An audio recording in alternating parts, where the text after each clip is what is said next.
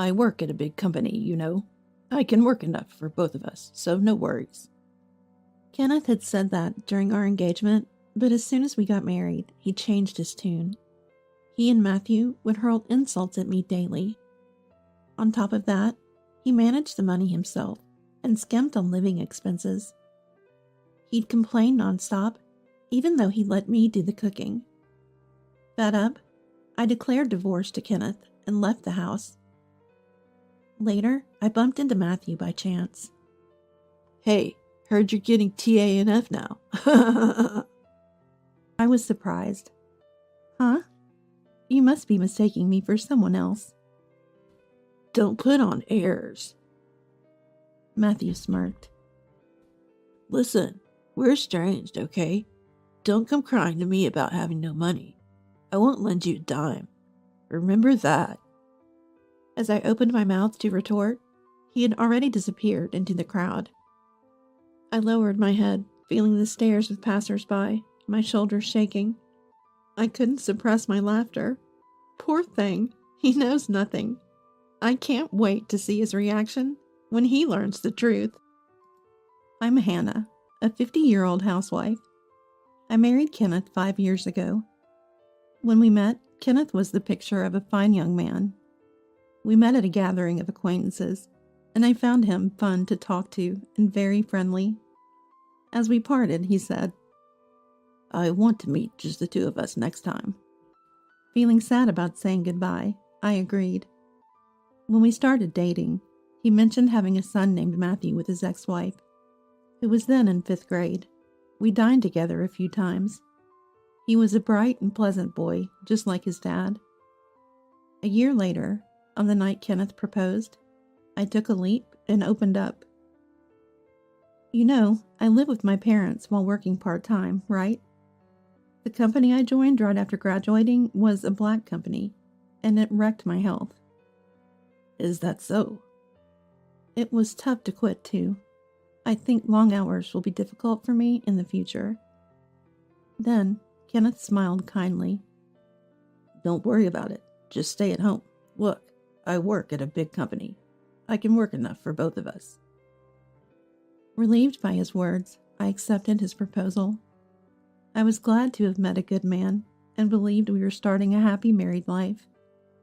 I never imagined tasting despair in less than half a year. As we got used to living as a family of 3, Kenneth and Matthew's attitudes changed drastically. They started ridiculing my actions and words in a light tone. Mom, are you bedridden again? Where's my sandwich? Matthew frowned discontentedly as he came into the bedroom before school. I had participated in weeding at a nearby park yesterday and felt ill. It was an unusually hot day, and I had felt unwell since the day before. I had asked Kenneth, but he refused with an irritated look. Being a housewife must be nice. Slacking off all year? I need my days off, you know? Let me rest. Okay. Unable to get up the next morning due to pushing myself, I apologized to Matthew. Sorry, Matthew, I couldn't prepare your sandwich, so buy one at the grocery store. Handing him money, Matthew grumbled. Mom, can't you at least make a sandwich? You always take shortcuts with frozen food or leftovers. You're failing as a mom, if you can't even cook. His words stung. Don't blame Mom, Matthew. Kenneth joined in with a half smile as he passed the hallway. Since you skimped on the sandwich, tonight's dinner must be lavish. Oh, is that so? Then I'll look forward to it. Being a housewife, you should have plenty of time for dinner, right? You're not sleeping until the evening, are you? Make sure to clean thoroughly, without slacking. The two of them nonchalantly laughed at my poor condition, dropping their insensitive lines before leaving. As if I could prepare a lavish meal. Lying in bed and staring at the ceiling, I let out a heavy sigh. Because Kenneth is an extreme penny pincher. Despite being a section chief at a big company and earning a high salary, the living expenses he gave me were ridiculously low. It's my salary, so why should my wife manage it? After we married, Kenneth insisted on this, and I, not opposing, meekly followed. I believed it didn't matter who managed the finances as long as it was done properly. Then Kenneth got carried away and started spending money as he pleased. It's necessary for work. Drinking expenses are business expenses. It's essential. Using such reasons as an excuse, he would buy expensive clothes and watches for himself, but make a sour face even when I bought cheap snacks. Since he insisted that a housewife doesn't need an allowance, I had to report to Kenneth and get permission to spend money whenever I went to the hair salon or bought clothes. One pair of jeans is enough, isn't it? You're buying more? I want a warm pair for winter. Fine. Buy them at a cheap store. I also want to get a haircut. Can I go to the hair salon once every 2 months to maintain my hairstyle? Huh? What's the point of you trying to be fashionable? If you keep your hair long, you only need to cut it once every 6 months. I won't allow haircuts. That's why I'm only allowed to buy cheap makeup from drugstores. I want to switch to something better because it's rough on my skin. But he won't listen. Moreover, the living expenses he gives are 1/3 of the average. Within this budget, our nutrition will be unbalanced. I lamented, to which Kenneth responded with a raised chin. On that TV savings show, they managed to live on this amount. They had a farmer-in-law providing vegetables and bread. It's impossible with these high prices. That's your job to manage. I was distressed by the thriftiness in living expenses, but what I couldn't stomach was about the wreath for Dad's funeral. When Dad, who had been ill, passed away, and it was time to send a wreath, Kenneth visibly grimaced. We don't need to send a wreath for the funeral, right? Anyone attending the funeral, other than the chief mourner, should send one. Really? Then use your savings. It's none of my business. He said this to me as I prepared for the funeral with tears in my eyes. His utter lack of concern infuriated me. I never planned to ask you for it, so don't worry. Good. But do Matthew and I really have to go? Our long weekend will be ruined, and I hate that. Right, Dad. I had plans to play a new game. Although they grumbled, I never doubted they would come. However, Kenneth and Matthew arrived late, barely greeting my mom and relatives, and left swiftly. My exhausted mom didn't seem to have the energy to blame them, but my relatives were furious. What's the meaning of this, Kenneth?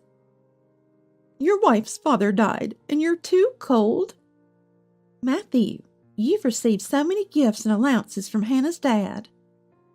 While I apologized to my relatives, I felt my love for the two of them rapidly cooling. Kenneth, always in stylish suits with a refreshing aura, and Matthew attending a prestigious university. Well regarded as a handsome father and son in the neighborhood, they only hurled insults at me at home. They wouldn't come straight home after work or school, wandering around and returning with lipstick and perfume scents. Despite doing as they pleased, they treated me like a housekeeper, demanding lavish meals with a meager food budget. Lately, when I served dishes with chicken or pork, both would glare at me with disdain and hurl insults. Don't you want to serve your husband good food after he returns from work? If I get sick from eating this poor food, how will you take responsibility? Are you even a mom? I can make delicious meals, even with chicken or pork. Besides, disliking vegetables and fish, you'll get sick with such a picky diet. I'm saying I'd eat, if it were high quality. Don't complain when you can't satisfy us. I don't need advice from someone as frail as you. They used to eat while complaining, but lately, they just leave the food untouched. Yet, if I don't cook, are you slacking off even though you're a wife? They would yell. I eat the leftovers for breakfast or lunch the next day. But tears well up, wondering for whom I'm cooking. As for their meals, they subsist on store-bought sandwiches, instant ramen, and snack foods. Eventually, Kenneth was diagnosed as pre-diabetic and a company health check, and Matthew started gaining weight. It was an inevitable outcome. Then they lashed out at me. What kind of wife makes her husband and child sick? We don't need a useless person like you. We're getting a divorce. Then I'll leave. They were surprised when I agreed easily. Are you sure? You're unemployed. You've been living off me. How will you survive now? Don't worry about me. I'll send the divorce papers for you to sign later. Please leave my stuff until the movers come to pick it up. Nobody's going to take your stuff. Kenneth sneered. You'll definitely regret divorcing a high-earning, handsome guy like me. A kind husband who lets you be a housewife with 3 meals and naps. There's no one else like that in the world, right? That's right. You've been living in luxury on Dad's money till now. You'll struggle from here on. While I packed clothes into my suitcase, Kenneth and Matthew kept talking endlessly behind me. Honestly, I envy Kenneth's ability to overestimate himself so much. When we were dating, I saw this part of him as confident and shining. You'll just go back to your parents, right? Say hi to your pensioner mom for me. You two will be heading straight to poverty. Matthew, I bet they'll end up on TANF soon. Matthew laughed at Kenneth's prediction. They already reek of poverty, but with Grandma, it'll be the ultimate. The funeral the other day was nothing special. It smelled like poverty. I thought so too. Like a poor family's funeral. I want a lavish one, Matthew. Got it, Dad. But for Dad, who works at a big company, and me, attending a prestigious university, poverty is a different world. Their endless comments infuriated me, but realizing it was pointless to respond, I let it all go. After returning home and explaining everything to Mom, she lowered her voice. At the funeral, seeing Kenneth and Matthew, I felt something wasn't right, but I thought it's not good to interfere too much in my daughter's household and kept silent. I was too preoccupied with Dad's care. I'm sorry for barging in like this. It's okay. I've been lonely without you. Why don't you stay here? Thanks. But once I get my job on track, I plan to move to an apartment. Mom's concern was comforting, but living with her might make me too dependent. Living nearby and visiting occasionally would be the right balance. Yes, Kenneth and Matthew mocked me as unemployed, but in fact, I've been working from home. It all started with the budget recipes I posted on my blog. After receiving many positive comments, I boldly launched a cooking site and shared my recipes, which quickly gained readers and internet fame. Soon after, an editor from a major publisher approached me, and now I'm gradually preparing to publish a cookbook. Thanks to this, I had no time to dwell on the divorce, and days flew by. One day, my phone rang insistently. I paused, stirring the ingredients in the pan, and answered the phone. Hello? Hey, what's this about a deposit for the divorce trial? I sighed, knowing it was about that. You and Matthew hurled endless abuse at me. Oh, I thought, never mind. Relief in his voice, Kenneth continued. I didn't cheat or anything, you know? What? Did you record me and Matthew? Your memory alone won't cut it. I've noted everything in my diary. Try and claim it if you can. Really, poor people and their obsession with money. You reek of frugality. If you think you can get a deposit for the divorce trial, go ahead. After his outburst, Kenneth hung up. I finished cooking and visited a detective agency, requesting an investigation into Kenneth's background. Soon, his affair with a subordinate was uncovered. The day after sending the 2-shot photos and investigation report to his company, Kenneth contacted me again. You, spreading this at work is low. The angry manager reported it to the higher-ups, and now I'm fired. Oh, she was the manager's daughter, wasn't she? It's your fault for cheating, knowing they're strict about such matters. I continued laughing.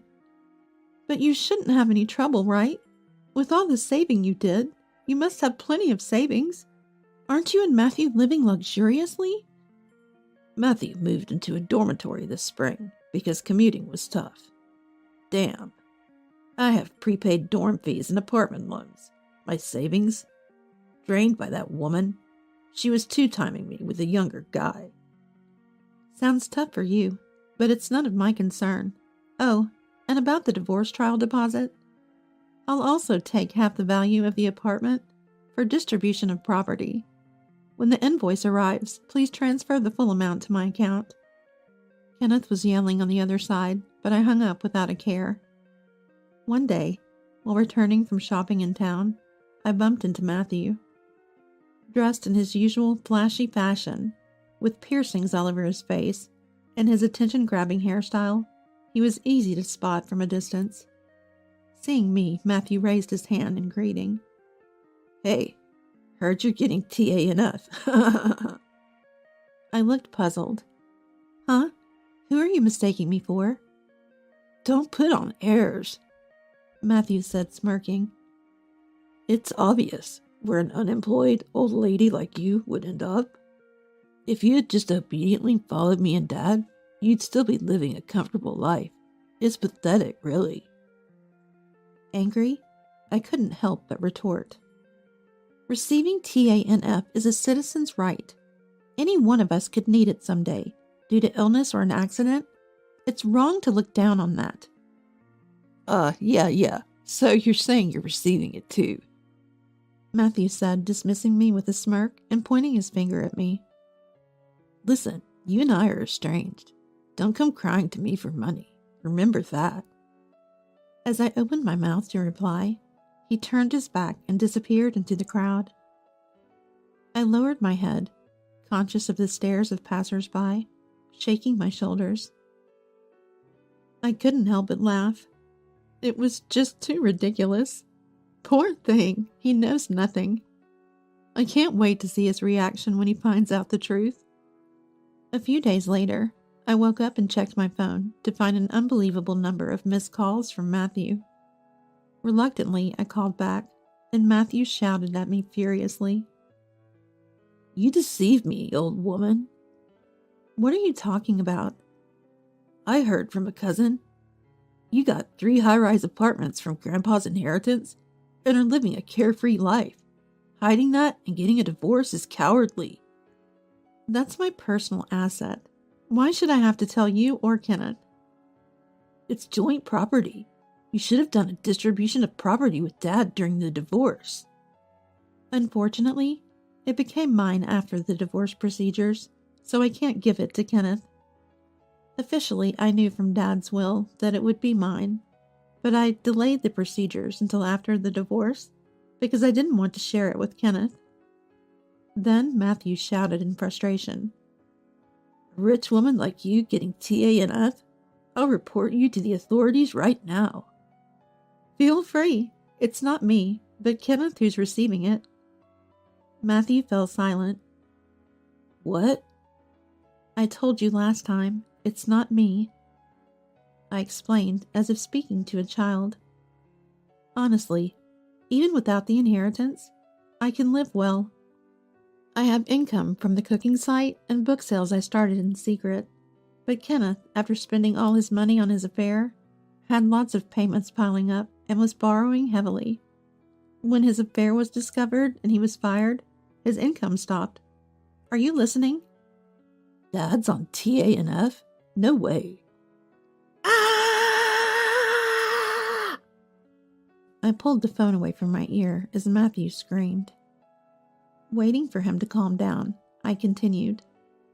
You really didn't know anything. He's too proud to tell his son. According to relatives he begged money from, he's behind on his apartment rent, facing eviction, and now stays at home all day in an old apartment. If you're worried, why don't you contact him? There was silence on the other side for a while. Then Matthew said resentfully, You're cold-hearted. After all Dad did for you, you have no intention of repaying the favor. If you have money, you should give some to Dad. Why should I? Ever since our marriage, it's been nothing but unpleasant memories, I don't feel indebted, I stated coldly. If you're so concerned, why don't you, his son, lend him money? You're working part-time after all. I don't have savings. The part-time pay goes to, hanging out with friends and stuff. Matthew suddenly became evasive, and I smirked. You've been living quite lavishly for a student. Borrowing money to hang out at clubs is not a good idea. How do you know that? The other day in town, I saw you from across the street. After we parted, you met up with a girl at a club and entered a brand store arm in arm. Also, a club membership card was left at the house, and using my credit card for shopping without my permission is out of the question. Matthew stammered in response. That's unfair. You got high-rise apartments from Grandpa. Why don't I or Dad get a share? This is discrimination. Yeah. The credit card bill will be sent soon. Make sure you pay it. Before I could finish, the call was disconnected. Sighing, I ended the call too. Just when I thought it was all over, a few months later, Kenneth and Matthew showed up at my parents' house without any notice. The doorbell rang incessantly, and when I answered, it was the two of them. Expecting they came to borrow money, I let them into the house to avoid causing a disturbance in the neighborhood. Kenneth and Matthew, who until recently were so stylish, now appeared drastically changed, wearing wrinkled shirts and dirty trousers, their eyes lifeless and gaunt. But they still had the energy to be sarcastic. Entering the living room, Kenneth looked around and sneered with a half smile. Same old house, huh? Why not sell one of those high-rise apartments and rebuild this place? Do something nice for Mom, living miserably on her pension. This is Dad's house, and we like it this way. More importantly, when are you two planning to pay me back? You're past the deadline. Kevin lifted his chin arrogantly and said, Hannah, I'll forgive you now, so let's remarry. What? You started a cooking site, right? If you manage the household perfectly, I'll even let you work, so come back. Such a generous dad, forgiving the wife who abandoned her husband and child. So Mom, why not live with Dad again? Living with just two women must be insecure. Stunned, I was speechless. After a moment, intense anger welled up inside me. Don't joke with me. How much more do you plan to ridicule me? Furious, I yelled at the astonished Kenneth and Matthew. After treating me like nothing more than a housewife, hurling abuse, not providing proper living expenses, and then driving me out? Now you want me back just because you found out I inherited high-rise apartments? No way. What? You're going to abandon us? Rich people really are stingy. Knowing we're struggling with money and still demanding payment, you're heartless. You were poor yourself until recently. Don't get cocky. In the midst of the argument, Mom returned from shopping. Kenneth and Matthew immediately started buttering her up. Please, lend us some money. We'll probably pay it back. Besides, isn't it unfair that only Hannah gets Grandpa's inheritance? Give me one of the high-rise apartments, too. Hi, Grandma. Long time no see. How have you been, Grandma? Please persuade Mom to remarry. Dad doesn't want to break up, but Mom is being stubborn. Mom, surprised at first, changed her expression upon hearing their lines. She placed her echo bag on the fridge's floor and let out a deep sigh. So shameless, both of you. What? I'm telling you to have some shame. Startled by Mom's sudden loud voice, Kenneth and Matthew were understandably confused. Mom, usually calm, scolded them sharply. I've heard everything about the divorce from Hannah. I can't believe you have the nerve to show up here. No. Hannah's exaggerating. You have to listen to our side, too. That's right, Grandma. Mom is quite the liar. I remember how well you two behaved at my husband's funeral. Mom cut off Matthew's words and continued sternly. Arriving nonchalantly late to the funeral? not greeting me or the relatives, yawning through the service, and leaving before the coffin was sent off. And now you dare ask for his inheritance. Go back to sleep." She drove a taken aback Kenneth and Matthew to the front door and glared at them one last time. "You two are now strangers to us. Don't come here again. If you do, I'll call the police." Mom threw their shoes out the door, forcing them to leave in their socks, and immediately locked the front door.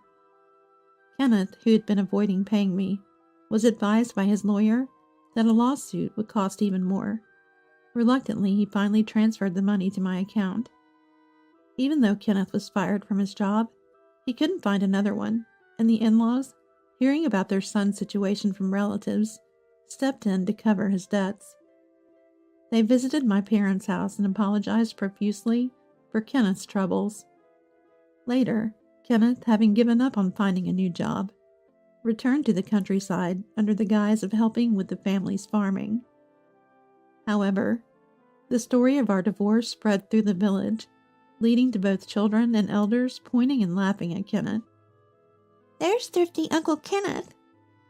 Even with a degree from a good university and a job at a big company, what's the use if your wife leaves you for being too arrogant?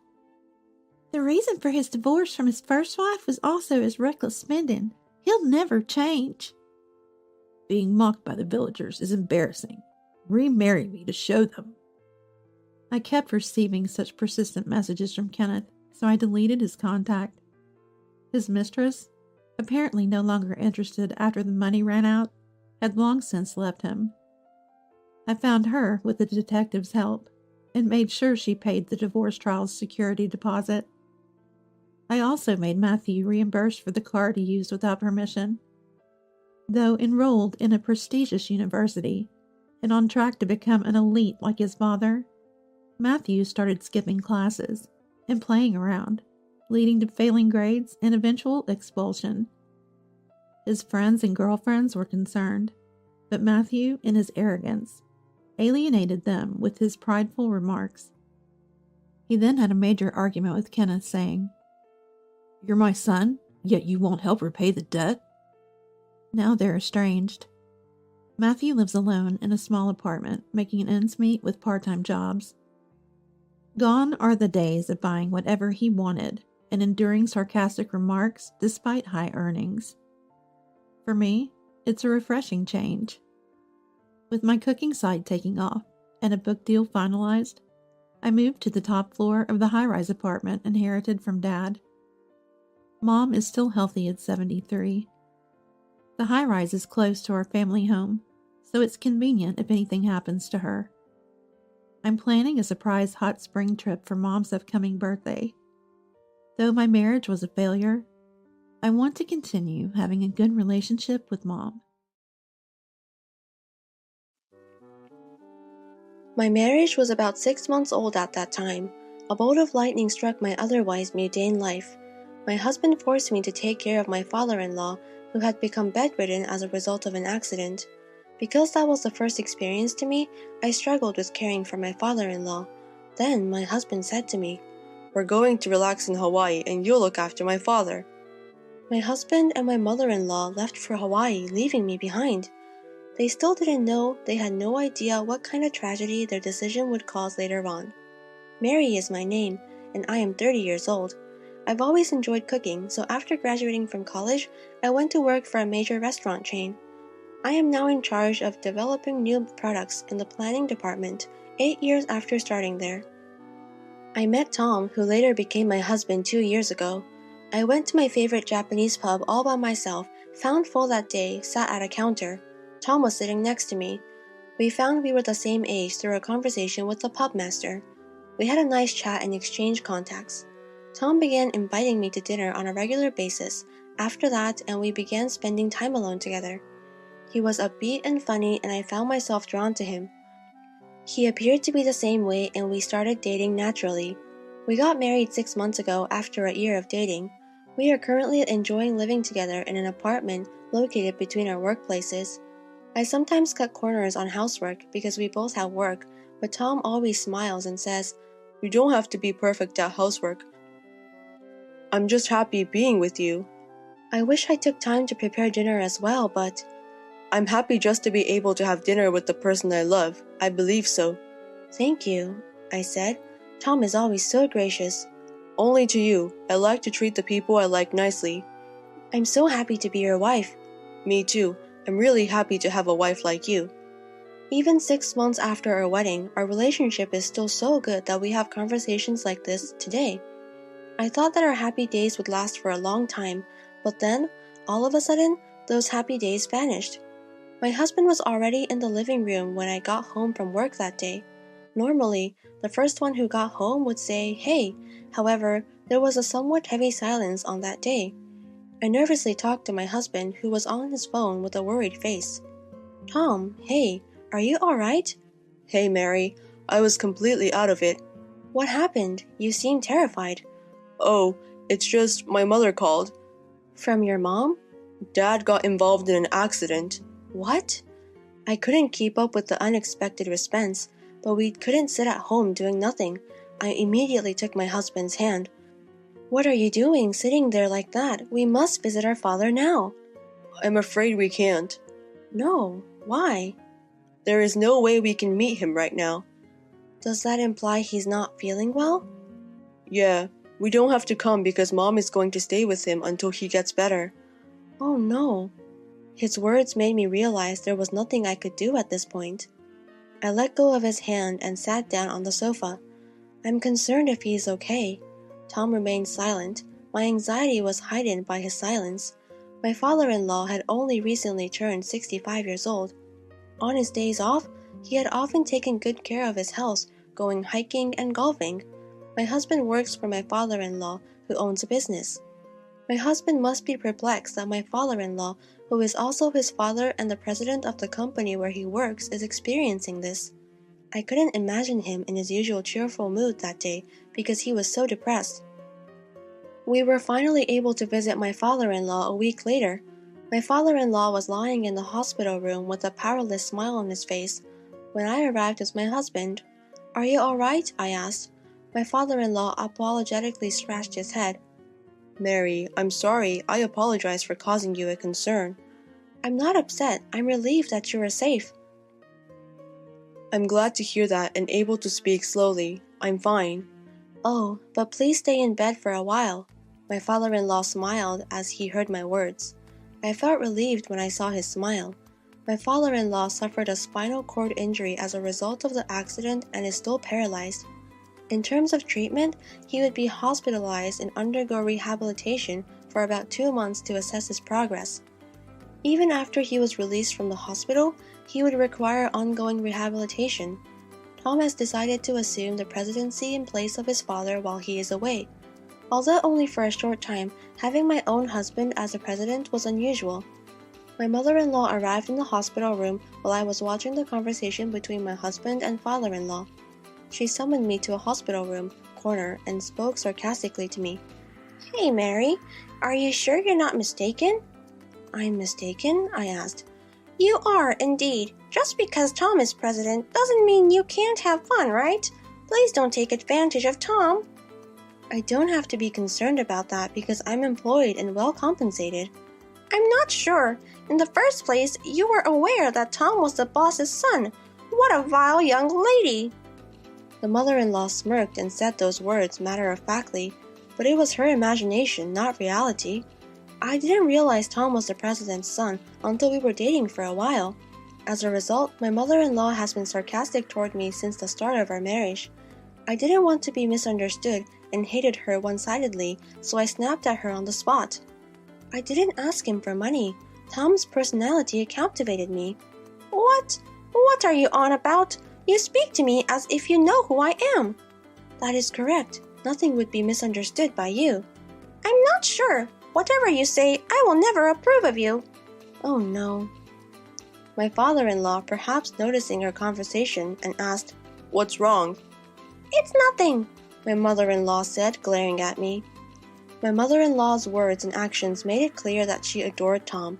She probably thought I'm a woman who approached her son for money because we married after only a year of dating. Her attitude toward me has been ruthless since the moment I went to greet her at the wedding. But under that circumstances, I never expected my mother-in-law to be so sarcastic towards me. My husband also adored her troublingly. He said something like this a few days later. "Mary, you're aware that my father will be released from the hospital the month after next, right? We'll be returning to my parents' house at that time." "Wait a minute," I said. "Why are you suddenly saying so?" "That was suggested by Mom. This is a good time for us to move in together," she said. "Mom can't live with my father by herself."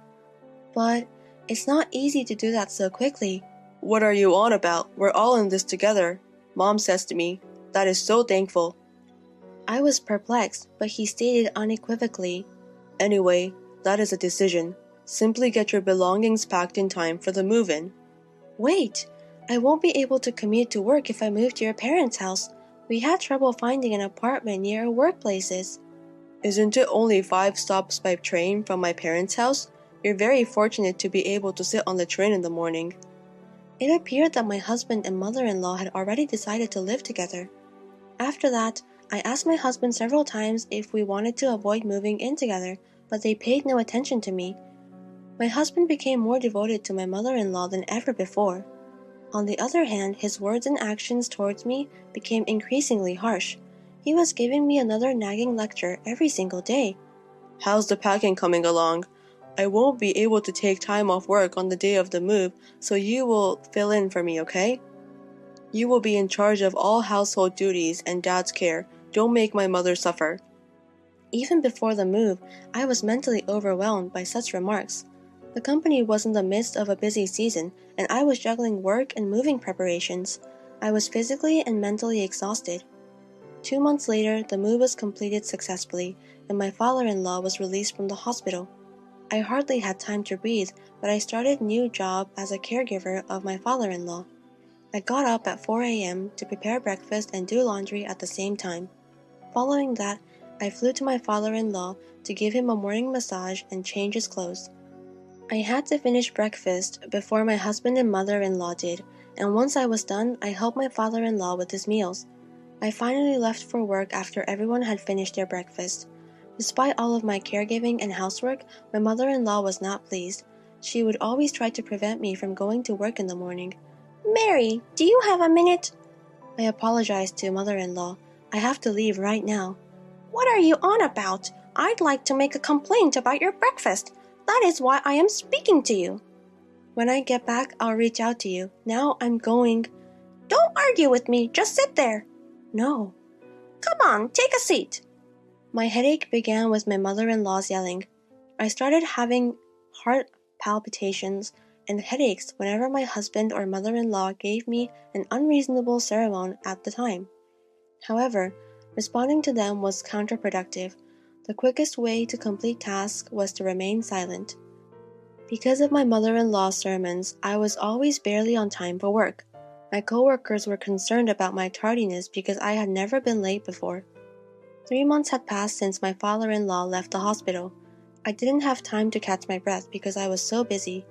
I had to prepare dinner as soon as I got home from work. My husband scorned the dishes I had hurriedly prepared in the limited time available. "What's the deal, Mary? I come home exhausted and you want to have fish? Are you sure?" I apologized. I had to leave the kitchen to clean up my father-in-law, so I made boiled fish. "You should make something that will increase my stamina. I'm not interested in boiled fish." My husband took out a cup of noodles and began to fill it with hot water. As she watched me fall silent, my mother-in-law smirked. Depressed, I went to my father-in-law and dressed for the evening. Then, perhaps noticing my predicament, he inquired worriedly, "Mary, you appear pale. Are you all right?" "I'm fine. I've been a little preoccupied with work." "Is that it? I've been hearing a lot of yelling from my wife and Tom lately." "It's entirely my fault. I'm not particularly talented in many areas." "I don't think you look like that." I tried my hardest not to worry my father-in-law by smiling and lying. That's what I only could do to keep my spirits up. The truth was that I'd always wanted to get out of there, but what if I left now? What would happen to my father-in-law? I couldn't just throw it all away after thinking about it. I had days off from work at the end of the year, but that didn't stop me from doing house cleaning. My husband made an outrageous statement on New Year's Eve. My mother and I are currently on our way to Hawaii. What? Hawaii? I spent a long time discussing it with my mother. We've been discussing it for quite some time. Wait a second. Think about the situation your father is in. He is okay with you being here. You're also off work, so you should do something. With a triumphant expression on their faces, my husband and mother-in-law showed me their large carry-on cases. They must have found my perplexity amusing because they tried hard not to laugh. The trip's first day, as they were leaving the house, my husband said simply, "Well, you're going to take care of my father. We're going to Hawaii to unwind. We'll be relaxing in Hawaii, so you'll have to do it yourself." My husband and mother-in-law both laughed as they shut the front door. Something inside of me snapped at that exact moment. Look after him? What are you on about? Why do I have to do everything by myself as a step-family member? I can't take it any longer. I'm divorcing him when they return. Something exploded in my head, and I resolved to devote myself to caring for my father-in-law until they returned home. I was already planning to divorce, and I decided to do nothing and leave the housework. I made breakfast for my father-in-law as usual the next day and went to his room with a towel to wipe him and change of clothes. My father-in-law approached me with a smile as I did so. "Mary, best wishes for the new year." "Dad, I wish you a happy new year." "What happened to Tom and my wife? Last night they appeared to be in some sort of trouble." "They went to Hawaii." "What? Hawaii?" My father-in-law sighed deeply and looked skeptical. "What? Oh, Dad." "Let's get this party started, shall we? Mary, I apologize for everything." "Wait a second. What are your thoughts?" "I've been able to get out of my bed on my own for a few days now. I've been waiting for the right moment, but I never imagined they'd get it just right." "What exactly do you mean?" My father-in-law then smiled and began to speak slowly. My father-in-law apparently wanted to do something about the fact that I was the only one being pushed around. I asked my mother-in-law and husband to run errands for me, but they ignored me completely. Furthermore, the company's executive director contacted him and reported that my husband, the company's acting president, was doing whatever he pleased. This trip, too, must have been paid for by the company. So my father-in-law contacted a company representative and asked him to monitor my husband's behaviors. Then, his laziness at work was discovered and everyone was furious. My father-in-law was supposed to return to the company as president after the new year. My husband was supposed to return to be an employee, but decided to fire him. The home is also in the name of father-in-law. While they were away, we changed the locks and devised a strategy to keep them out when they returned. I went to the city office to pick up 2 divorce papers while they were there. A week has passed. The front door shook and the intercom rang repeatedly. My husband and mother-in-law, who had just returned from Hawaii, were attempting to open the door. I responded to them via the monitor. "Good to see you back. How was your journey?" "What the heck, Mary? Please open the door right now because I am unable to do so." "That's something I can't do. My father-in-law warned me not to open the door." "What? What are you talking about?" "Hey, did you have a good time? The trip with company funds?"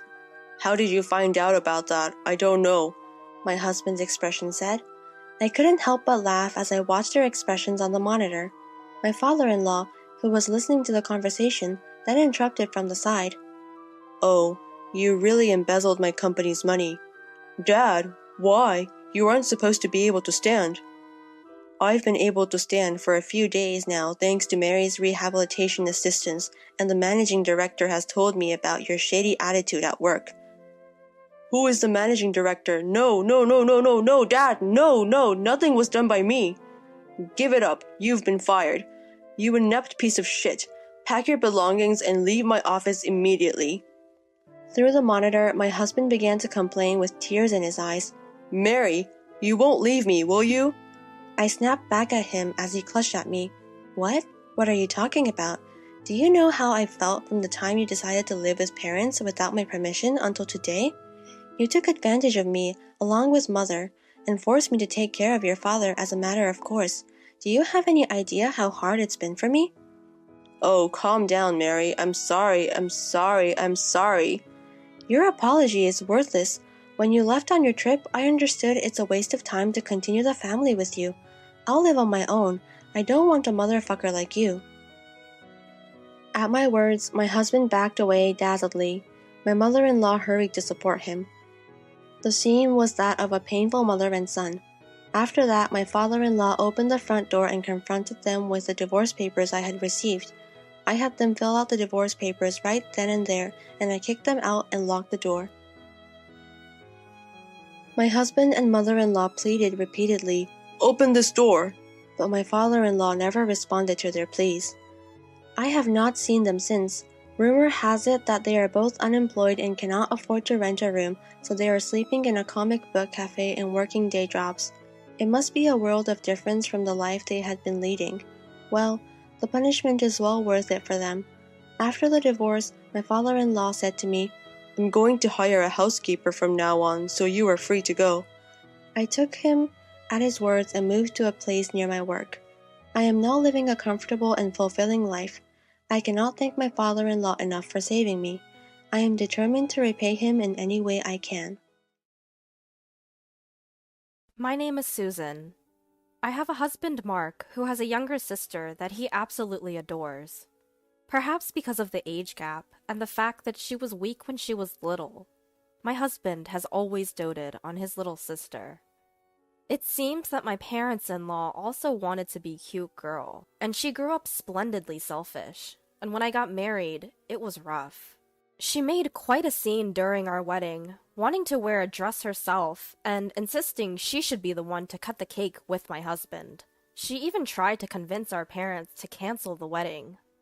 Despite all this, I was young and thought it would all be okay as long as she wasn't nearby, so I went ahead with the marriage. In hindsight, perhaps I should have reconsidered.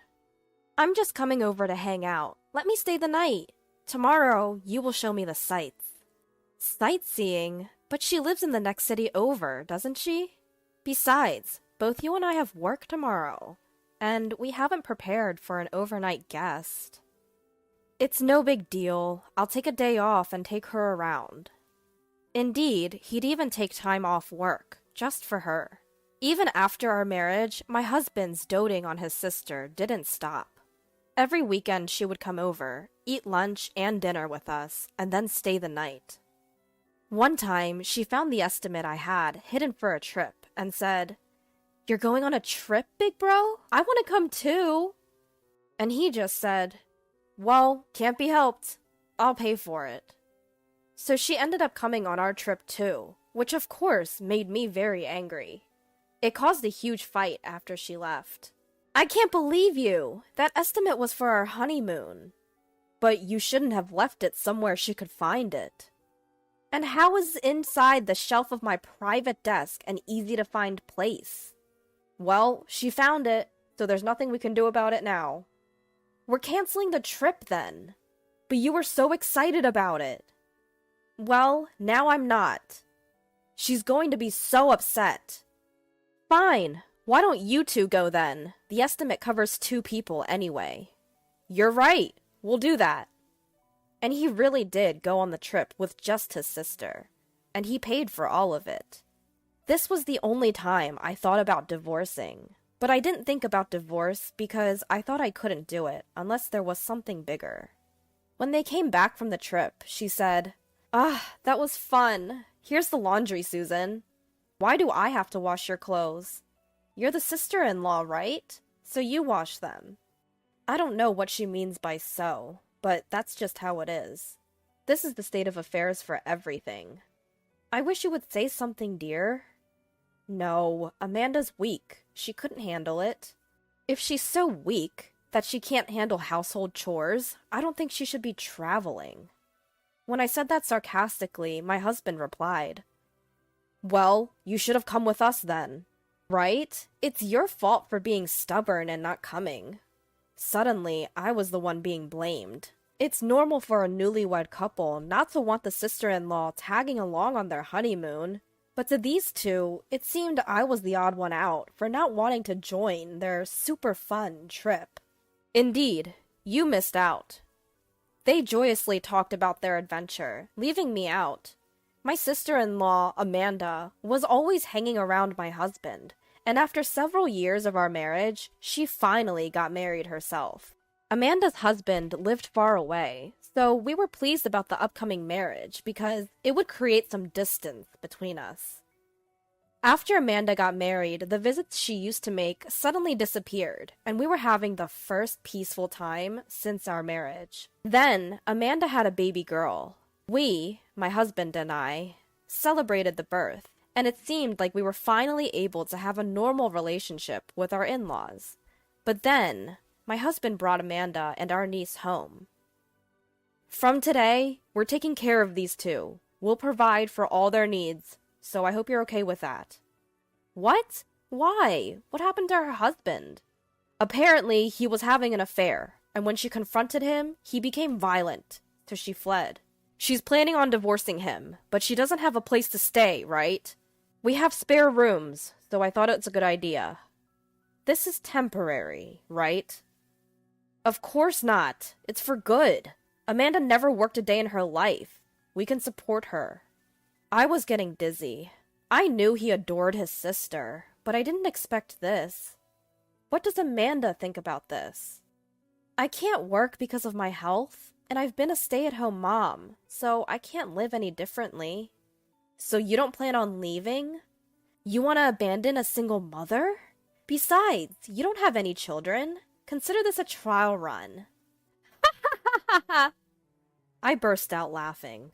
Until now, I had thought that divorce would not be possible without a lot of trouble. But the moment I realized that this was a lot of trouble, I thought that I could get a divorce, and laughter welled up. What's so funny? You're creeping me out. Have you lost your mind? Maybe I have. Well, that's how it is, so deal with it. All right, you two can use my room. Seeing my apparent agreement, my husband smiled in relief, but I added, all right, so I'm getting a divorce. He looked shocked. What? That way, you'll have an extra room, and you can take care of Amanda and her daughter all you want. Yes, if I divorce, my room will become available, and my sister-in-law can continue to be a housewife as she has been doing so far. I can find someone else to do the housework. It's no different from supporting me. All I'm doing is divorcing and moving out of the house. What? Then who's going to do the housework? Amanda, you're a housewife, right? How about you do it? That's what being a housewife is about, right? Why should I? I didn't ask for this. Well, neither did I. So we're in the same boat, aren't we? Saying this, I returned to my room and began to pack my belongings. You're telling me I have to support us alone? Of course. Did you claim you could support us knowing you couldn't? Faced with this, my husband's face became tight. Seems like that's true, huh? But I won't have anything to do with it anymore. We can discuss the rest later. Saying this, I left the house in the middle of the night. I got a hotel and contacted my parents. My parents were shocked at the unexpected call in the middle of the night, but they understood when I explained the situation, telling me I could return home tomorrow. Calls kept coming in from my husband and my sister-in-law on my cell phone, but it was too noisy, so I turned off the phone and went to sleep. When I woke up in the morning, there were a mountain of voicemail and emails.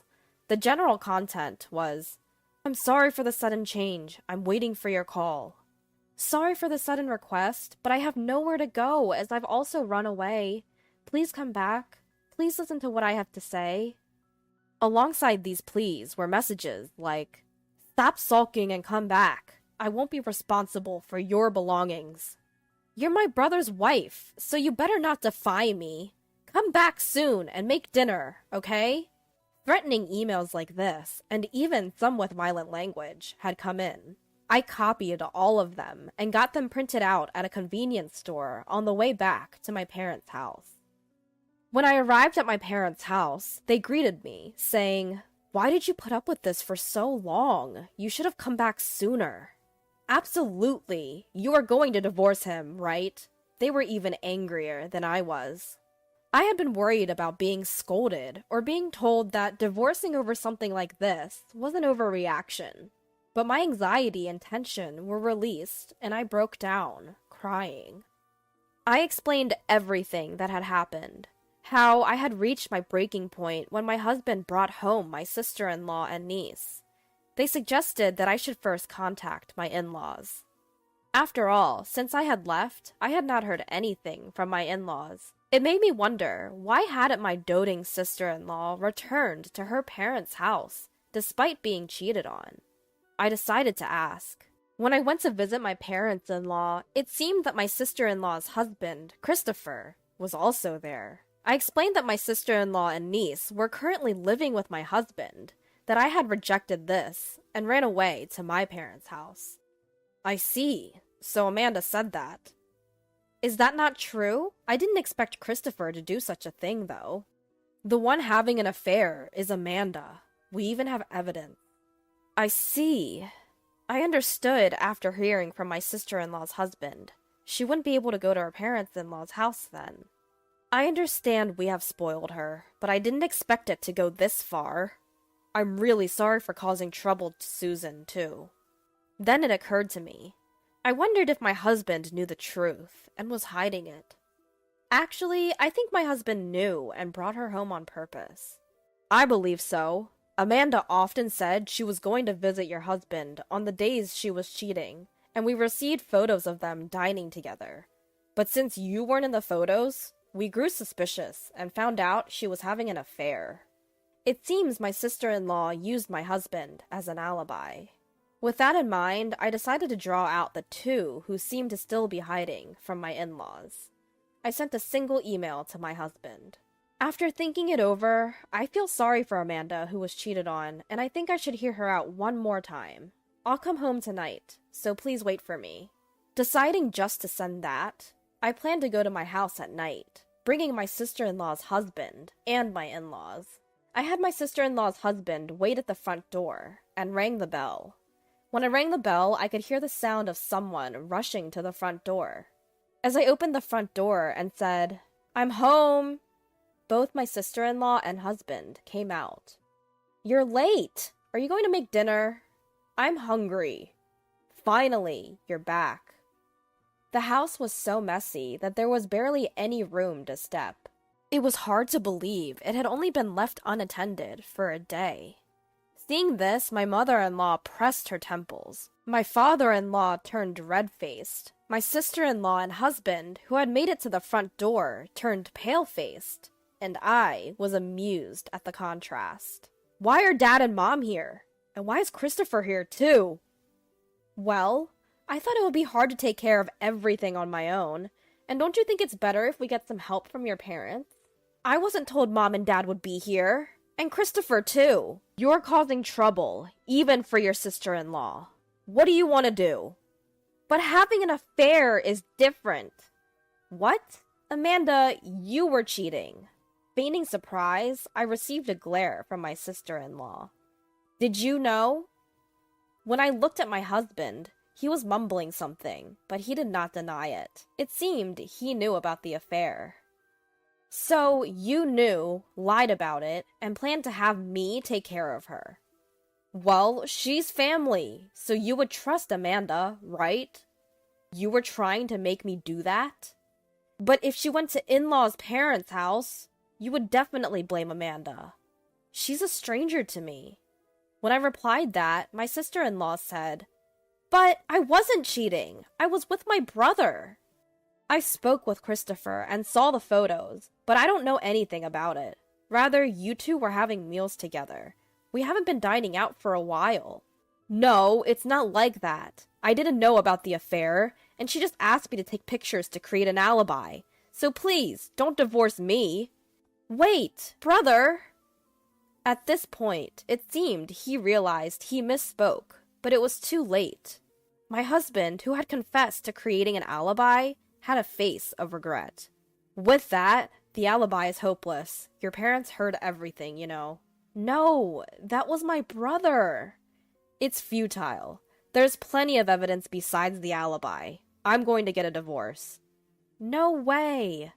The husband of the sister-in-law pulled out documents from the bag he had. Out they came, plenty of evidence stuffed full into a brown envelope. Then he took out an IC recorder, which seemed to have recorded our current conversation. It seems it also recorded the fact that my husband was aiding in the fabrication of an alibi. I'll be asking for a divorce too. No, there's no need for a divorce.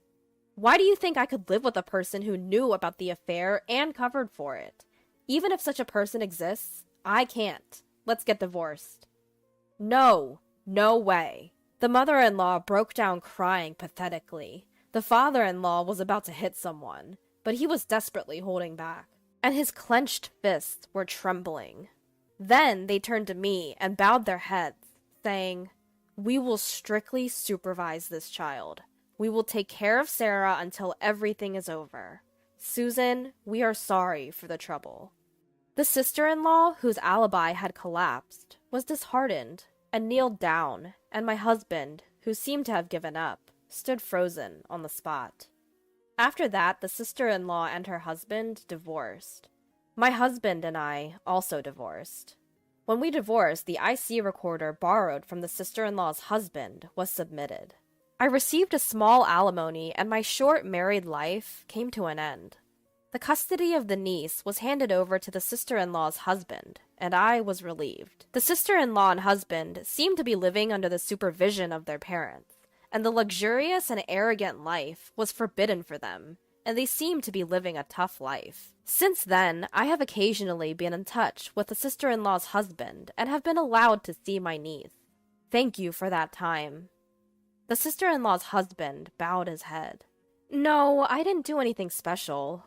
I waved my hand back and forth to deny it, but the sister-in-law's husband shook his head and said, "Actually, I was worried about whether I could get custody of my daughter.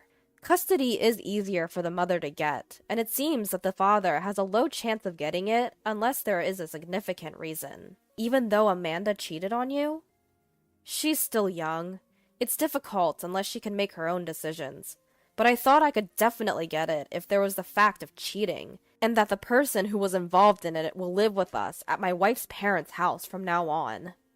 It seems that whether the fact that my husband was involved in the fabrication of the alibi could be confirmed or not was the key to whether or not he could get custody. So, I was able to get custody because Susan recognized the fact of the alibi at that time. I'm glad. It seems that Sarah can live safely. It seems that my niece will live at the sister-in-law's husband's house from now on. I am currently living at home, and I am about to move back to living alone. I can't always rely on my parents. After all, I should trust my instincts. I should have called off the marriage then. I've had enough. Recently, my husband was asked to go under a re-examination for his company's health checkup. I suppose this is what happens when you enter your late 40s. Maybe we need a full medical checkup instead of just an annual health checkup. John, my husband, has a chronic disease, and I've always been worried. I'm Lisa. I've been married to John for 20 years. Our only daughter, Dana, has turned 17, and she's applying to college this year. Despite all the ups and downs over these 20 years, I was relieved to see our daughter grow this old enough. I have kept my family together while working part-time at a bakery in front of a train station. And because I was worried about John's health, I've been mindful of our meals, choosing low salt, low oil, and healthy ingredients while cooking. I thought we still had our whole lives ahead of us. But John disregarded my feelings and acted a fool. That was what happened one evening. John came home early. "What happened? You're home so early." "I ate too much during lunch, and now my stomach is upset." He wasn't speaking in his usual aggressive tone. Because John has a chronic disease, I thought about taking him to the hospital. But he said, "I'll be fine after a little sleep. Just let me rest." So, I decided to wait and see. And after 3 hours, something seemed off with John. John was panting, struggling to breathe, and complaining of pain. "Are you okay?" I decided to take him to the hospital right away. He was laid on a bed in the treatment room, and a nurse came in. The nurse was surprisingly heavily made up. "Are you all right? I'm going to take your blood pressure now. How high was your fever?" It was 99.3 degrees. 99.3. Got it. The doctor will be right here with you. And as she was checking John's pulse, the nurse asked him, "Does it hurt anywhere?" Her eyes sparkled as she said this. She seemed more like a cosplay stripper than a nurse. As I felt a sense of unease, the primary physician arrived promptly. John had to be admitted for further testing, and then the doctor informed us of the results. Apparently, he was on the verge of developing a stomach ulcer and was sternly warned of overeating or excessive drinking. Just as I had feared, it seemed his body was crying out in distress. When John had calmed down and his pain had eased, some of his coworkers came to visit him in the hospital. I rushed to a store nearby to get some drinks for them, and upon returning to his room, I heard some laughter. I only saw his male colleagues come visit him, but I heard a woman's voice. Upon listening more closely, I realized it was the same nurse from before. "We should go camping. It's great to clear your head and breathe in the mountain air." "Let's all go together, boss. I can borrow my dad's car." I heard that camping empty-handed is a trend now. That's right, it's called glamping. They provide everything, from food to equipment. I'll come along, and it would be a great rehab. That sounds great. Let's go after I get discharged. You're quick to make decisions. Way to go, boss! What are you talking about? I see. Everyone loves you. I was taken aback. The idea of a patient and a nurse planning to go camping while he's still hospitalized. My husband is in the wrong too, but I couldn't understand what the nurse was thinking. He's strictly been told to not binge eat and drink, yet he's going off camping? Unbelievable. I pretended not to hear, entered the room, and handed some drinks to his colleagues. A few days later, John got discharged. He had fell in love with the young nurse while he was hospitalized. I kind of knew this, so I wasn't surprised. You leave this house! With my pleasure, but don't call me even if anything happens later. I happily granted his wish for a divorce, and so taking Dana with me, I left the house. But Dana seemed upset. What's this all about? Just telling us to leave without no heads up? What is that grown man even thinking?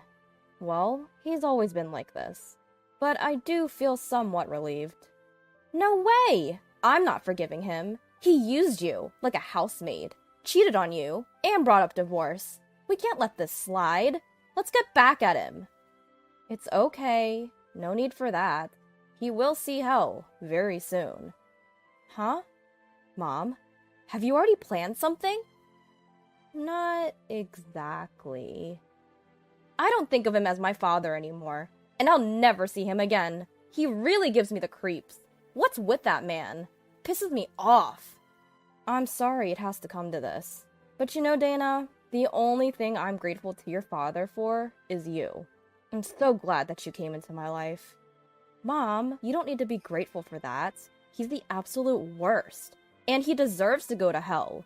I despise him so much. And then, half a month after the divorce, I got a phone call as I was arriving at my bakery for work as usual. It was Anna, the nurse who my ex-husband cheated on me with. Anna wanted to meet after work, saying she had something to discuss. I reluctantly agreed to meet her. When I arrived at the cafe we'd agreed to meet at, there was Anna in a flashy outfit. Hey, don't mess with me today. Do you know why I had to come and meet you? Well, you haven't said anything, so I don't know. Quit playing dumb. You left after the divorce, but why are you selling the house now? You can't do this. Take down the sale now. Immediately. I think you've misunderstood something. I was the one who bought that house. Oh, did John not tell you anything? Huh? What do you mean? Oh yeah, he never shares anything that'll make him look bad. Before we got married, my parents died in an accident and I received an inheritance. I used that money to buy that house. Therefore, it's not part of the marital assets, and it's mine. Huh? So, you mean John doesn't own a house? That's correct. I wonder if he told you that he owned the house. I don't think it's possible for him to buy a house at his age. So, we're going to be living in a rental forever? I didn't know. He said he was going to sell the house and buy a high-rise condo. He lied to me. Well then, he's nothing but a broke old man. I sympathize with you. But you're married, aren't you? And you even have a child. I'm going to hold you accountable for this. I have filed a claim for damages. I think your husband will be filing for damages soon as well. Huh? My husband knows about this? Of course he does. Cheaters always get exposed in the end. He said he would claim child support, as well as damages, to make you pay for this. What do I do now? It seems that Anna's plans didn't go as she had expected, and she was deep lost in dark.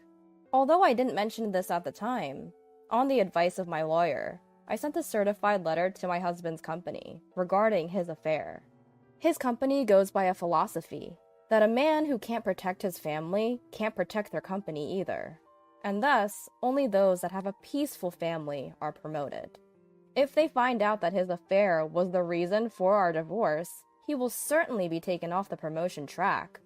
He's been working hard to be recognized as a great worker to secure a promotion, so this will be a huge blow to him and ruin everything for him. Moreover, the director of the hospital where Anna works is Anna's father-in-law, who seems to be a well-known figure in the medical community. He's always disliked dishonesty, so it's almost certain that her divorce will be unavoidable. Apparently, Anna had been determined from the start to marry a doctor, which was why she became a nurse. Once she got what she wanted, she was only concerned about herself, and sought a joyful life. That's what led to her affair. She got married to a doctor, and her dream came true. But she ruined it all by having an affair. I have no idea why she even went down this track. I was aware of Anna and my husband's affair from the time I was at the hospital. The day my husband was admitted, I happened to run into a nurse in the hallway, Tina, an old friend of mine, and we were both surprised. I didn't know that Tina was here. I felt relieved knowing she was there, and we had dinner together after a long time. Tina told me about Anna's affairs, and I was shocked to hear about such a scandalous nurse. However, I wasn't concerned about her having an affair with my husband, since he was already 47 years old. I couldn't believe he would have an affair at this age. But 2 days later, Tina told me that they had already started having a relationship. Thanks to Tina, I was able to brace myself for the worst.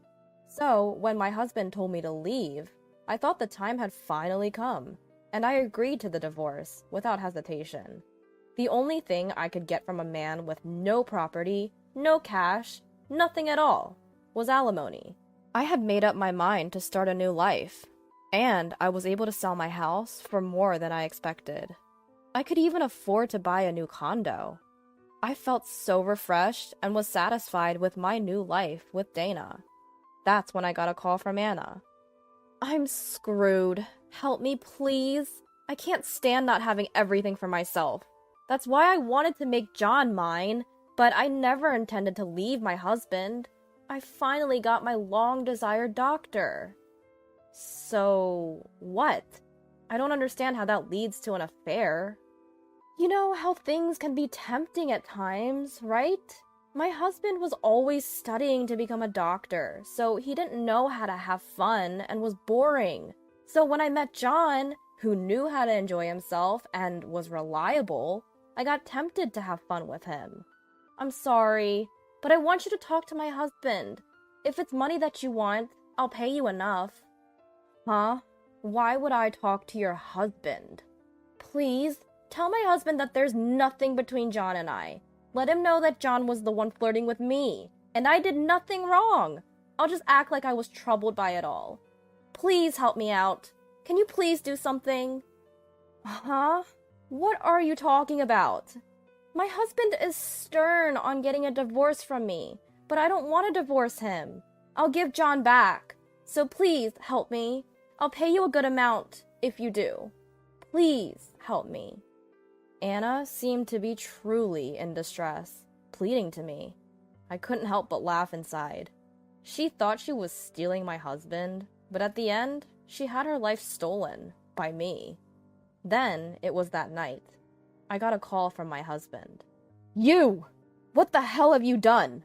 Selling the house and demanding compensation? You're taking it too far. Didn't Anna tell you? What? Why are you bringing her up? She has nothing to do with this. I met with Anna today after she reached out to me. What?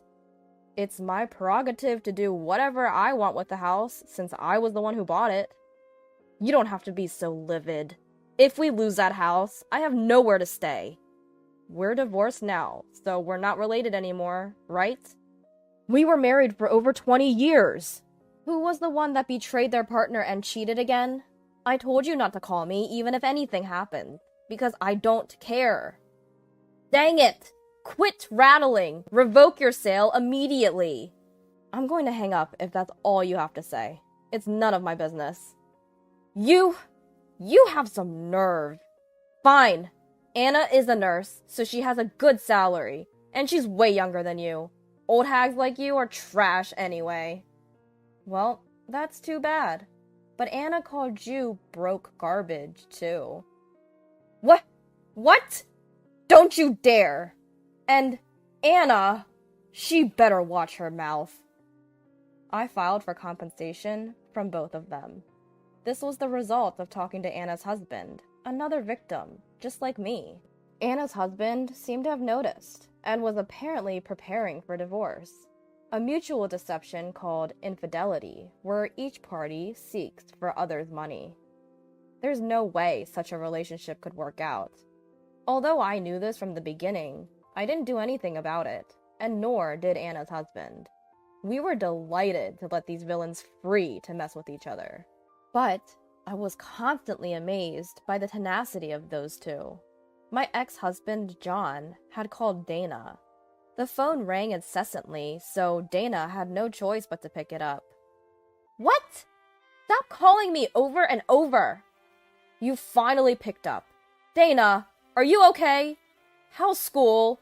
Are you eating properly? How's college applications going? John was asking Dana things he had never asked before. Dana put the phone on speaker, so I could hear it too.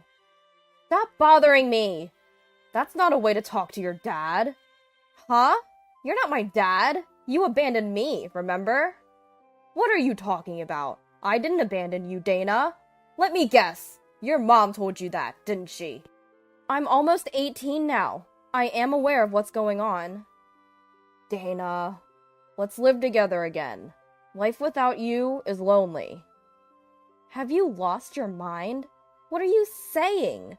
You're the one who cheated on my mom and left us. I'm not calling someone like you my dad. I'll never forgive you. We're no longer family, so stop calling. Dana, are you going to abandon your dad?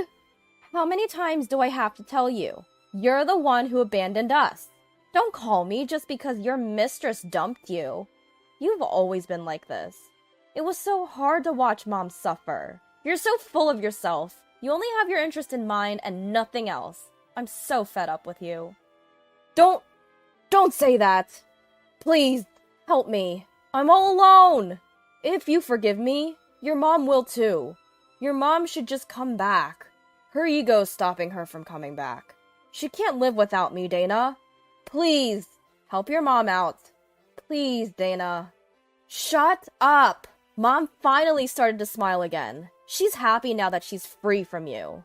Don't get it twisted. I'm going to block you. Dana! Hold on! Dana! Dana! Dana was so angry, her face was beet red. She spoke up for me, with all her might. I felt my daughter's growth. I felt that Dana had grown up to be a young adult now. Once Dana starts college and gets a job, my life as a single woman will begin. It may be lonely, but I still think I'll be happy. I am convinced that my decision was not a mistake. Later, Dana got into her first choice, and we both cried tears of joy. I was simply happy that Dana's hard work paid off. Of course, we didn't tell John anything. Rumor has it that John voluntarily resigned from his company. Well, there was no point staying anyway. Anna is said to have divorced and moved to another hospital for work in order to pay alimony and child support, and she dumped John. However, due to her flirtatious behavior towards male patients, she didn't last long there. There's no way Anna would be interested in John, who has no money. John is out of work, and I have no idea what he's doing. I was offered an office job at the hospital by Anna's husband, and I am now working there as a full-time employee. My life is stable, and I can afford to pay my daughter's college tuition. Soon, Dana will also have her own family. I truly pray for Dana to get married to a genuine and sincere man. Are you serious? You're struggling with money because you chose to be a housewife, right? I was taken aback by what my brother-in-law's wife said to me. I had suspected for a while that she didn't like me, but I never imagined she thought we were financially struggling. I knew there was some misunderstanding, but I never expected this shocking revelation. I had no idea at the time. My name is Emily, a 34-year-old housewife. My husband John and I are raising our 3-year-old daughter, Sarah, in a house we inherited from my parents. They moved to a nice condo nearby, so we don't have to worry about rent or other expenses. Life is financially comfortable for us. The only issue is my brother-in-law, Kevin. He lives nearby and often drops by, usually drunk, wanting to take John out for drinks, which annoys me. He's not satisfied drinking alone after happy hours with co-workers and friends, but I wish he wouldn't drag John into it. Kevin loves to drink, and when he's not at happy hour, he drinks at home, much to his wife Jennifer's dismay. Jennifer is not very sociable. She avoids eye contact and keeps her distance at family gatherings. It would be nice if someone like my mother-in-law could mediate, but she passed away 3 years ago. And my father-in-law, Daniel, is not the type to take charge. The other relatives don't want to step up because Daniel is the eldest, so his sister Elizabeth usually takes charge. Elizabeth is proudly single and was once considered the odd one out in the family. I admire her and follow her lead at family gatherings. Jennifer seems to trust Elizabeth a bit, as she relaxes around her and listens to her advice. But when I asked Jennifer, "Could you help me out here? Are you free?" she coldly replied, "I'm busy," making me feel disliked. Then one night, Kevin showed up drunk and started making noise through the doorbell, calling for John to come out and drink. I reluctantly let him in, reminding him to be quiet because Sarah was sleeping. In the past, his noise woke Sarah up, and I had to kick both him and John out. Since then, they'd been quiet when drinking at home. So I joined them in the living room after confirming Sarah was asleep. That night, Kevin was bragging about Jennifer. "She's reserved but listens to me. She's a good daughter-in-law." Curious about why Jennifer was cold to me, I asked Kevin, "Does Jennifer not like me? Did she say I did something?" "No, she hasn't said anything. Oh, Jennifer has narrow eyes. You know, she said people sometimes mistake her for glaring. Maybe that's it." Kevin had a point. Jennifer does have narrow, feline-like eyes that make her look beautiful, but I felt it wasn't just her facial expression that made me think she didn't like me. I wanted to say that, but considering Kevin might tell Jennifer, I thought it best not to press the issue. "Maybe I misunderstood. Sorry about that, Kevin." Kevin grinned. "No worries. Jennifer often gets misunderstood like that, so I feel like I have to protect her."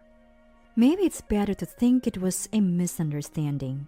You can't get along with everyone, and sometimes even close relatives don't click. I decided not to worry about Jennifer.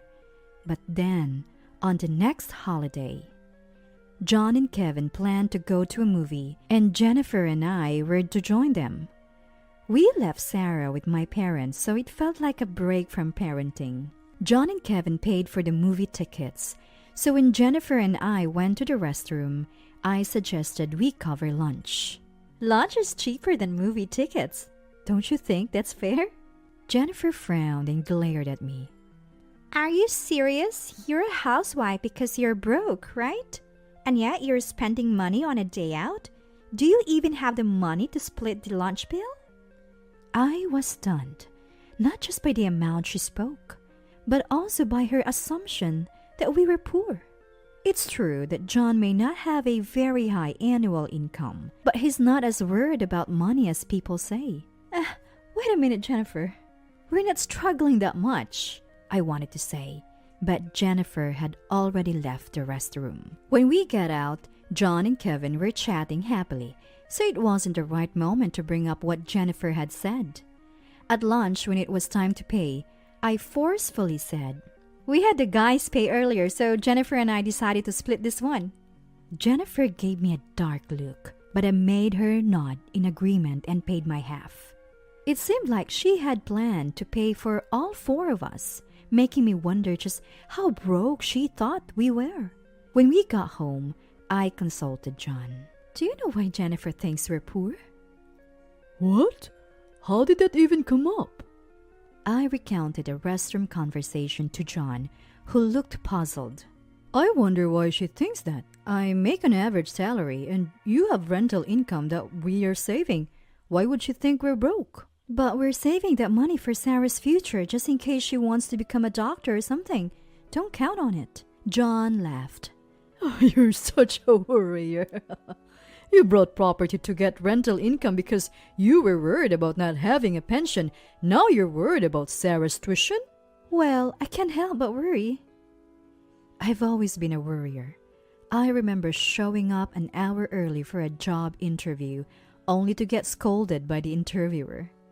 John always tells me not to worry so much, that things will work out, but I can't help it. It's just how I am. The reason I can be a stay-at-home mom without financial worries now is because I worked hard when I was young. I doubt this part of me will ever change. That's why I get anxious about my relationship with Jennifer. What if our relationship strains the bond between John and his brother Kevin? Just the thought makes me uneasy. I've been hoping to clear up any misunderstandings the next time I see Jennifer without making her angry.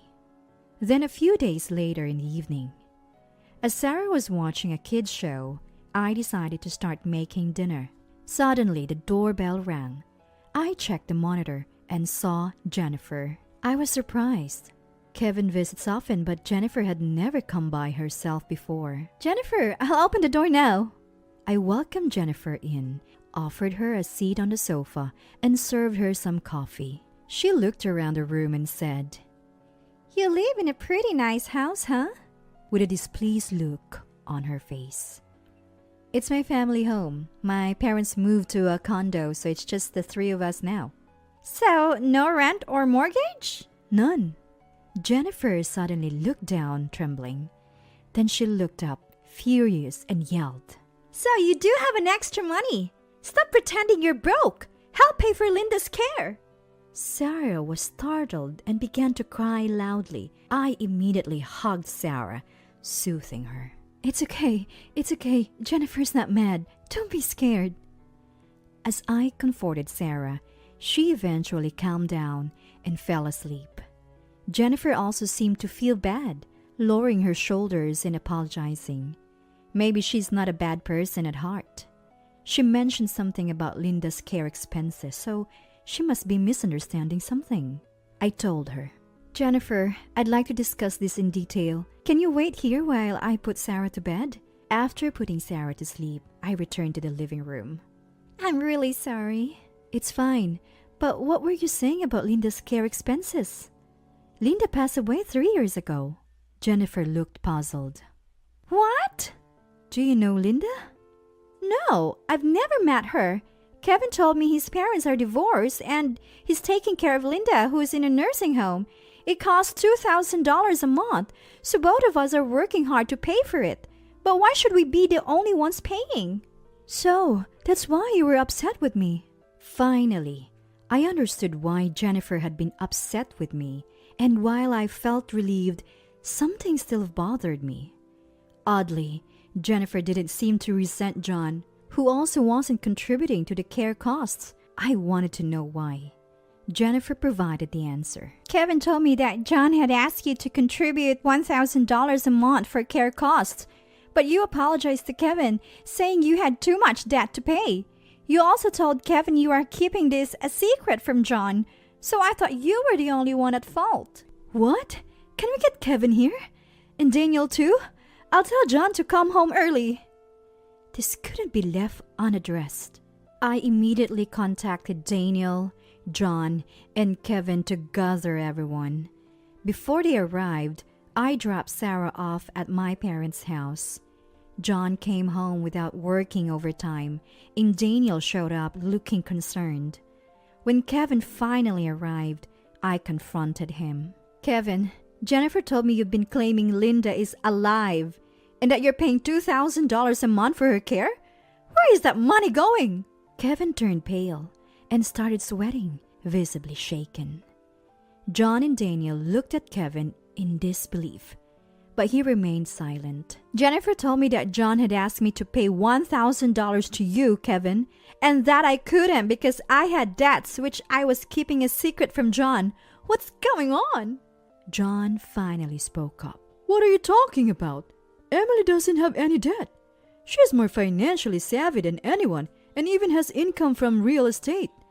Kevin, what's this about Mom's care costs? Finally, Kevin began to confess. I'm sorry. Before proposing, I found out Jennifer made more money than me. I thought about how to shift some of that money to me. Jennifer's expression changed instantly, her face turning to one of fury. Kevin, now terrified, continued. So I made up that Mom was alive and needed care costs. I thought if I claimed to contribute $1,000 and got Jennifer to pay the other half, our take-home pay would be about the same.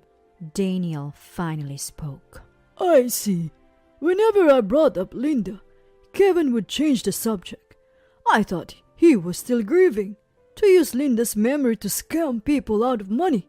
I didn't raise you to be this kind of person. Daniel rarely speaks at family gatherings, so hearing him talk this much was unusual. He must be really upset. Kevin stood up, visibly frustrated. This is ridiculous. I work the same hours as Jennifer, and our jobs aren't that different. In fact, her company is lower ranked than mine. She's even 2 years younger than me. Why is there a $1,000 difference in our monthly salaries? She's a woman. She should just keep quiet. That's when Jennifer exploded. What? Do you know how hard I work as a student? I was top of my class and student council president since middle school. I studied day and night to get into a top university. Didn't you say you didn't care about college exams? I have what I have now because I worked for it. Don't be jealous. Jennifer took a deep breath, having said her piece. I also had something to say to Kevin. Using a non-existent care cost for Linda, who isn't even alive? What kind of person does that? Didn't you think this would come out eventually? Kevin was at a loss for words, so I turned my attention to Jennifer. Don't you think something was off, Jennifer? Neither John or Kevin ever talked about Linda or visited her in a nursing home. Your anger is justified. Kevin did something unforgivable. But I wish you'd question things instead of taking his words against me. Jennifer apologized. You're right, Emily. I'm really sorry for the inconvenience. It's okay. You're a victim too. I hope we can get along better from now on. I smiled and Jennifer returned it, seeming relieved. Then Daniel spoke, his eyes sternly fixed on Kevin. Kevin, what you did is unforgivable. It's fraud, a criminal act. Sadly, marital income is shared property, so we can't legally punish you. Kevin looked oddly relieved, but Daniel wasn't done. As your father, I'll impose the punishment. First, return all the money you took from Jennifer. Then, meet all her requests as much as possible. Jennifer, If he refuses, tell me. Kevin turned pale again, casting a pleading look at Jennifer. Jennifer thanked Daniel and then glared at Kevin. I'll think about what to do. Be prepared. Kevin was tearfully apologizing to Jennifer. Maybe he realized the path his life was taking.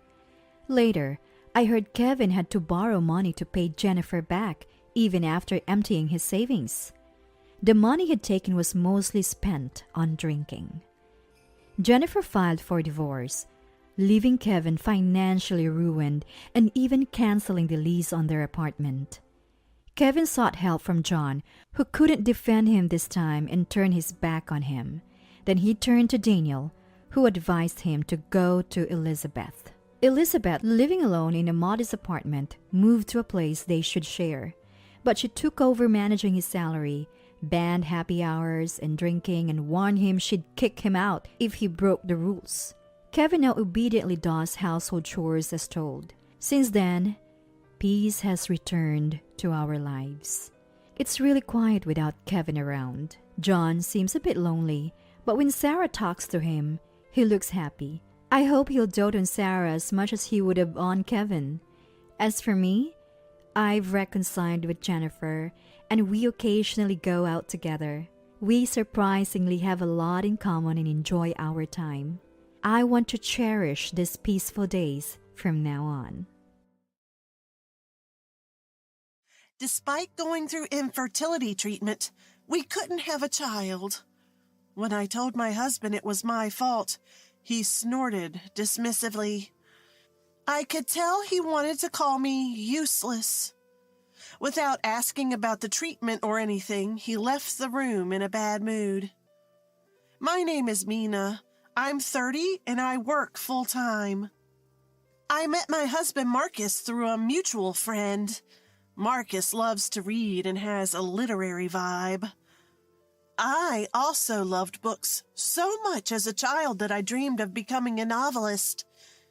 Marcus and I were instantly attracted to each other and started dating. We got married when we were both 26. I thought it was a happy marriage at the time. I believed that with Marcus, who shared my interests and worldview, we could build a peaceful home. But my dream of happiness cracked as soon as we got married. After the wedding, Marcus became obsessed with having a child. I want to have a family soon. Sure, Marcus has always dreamed of a family with children. Having a job and kids is a sign of a blessed family. It's a social status. I agree with working as a couple, but children aren't commodities. He keeps insisting as if you can just buy them at a store. And I started to feel uneasy about Marcus's ideal. When we were dating, he often said, "Our happiness is what matters." But after marriage, he started talking a lot about social status. To sum up Marcus's wishes, a wife and child would be trophies for him. I was slightly disappointed, as this was a bit different from when we were dating. So a year into our marriage, things got tough for me. Because I couldn't get pregnant, we reluctantly started infertility treatment. From that point, Marcus's attitude towards me worsened. He openly mocked me in front of our in-laws. My sisters are amazing. They have 2 kids. Mina is not only low-paid, but also infertile. Our sensible in-laws frowned at Marcus's insensitive words, and they sent me apologetic glances.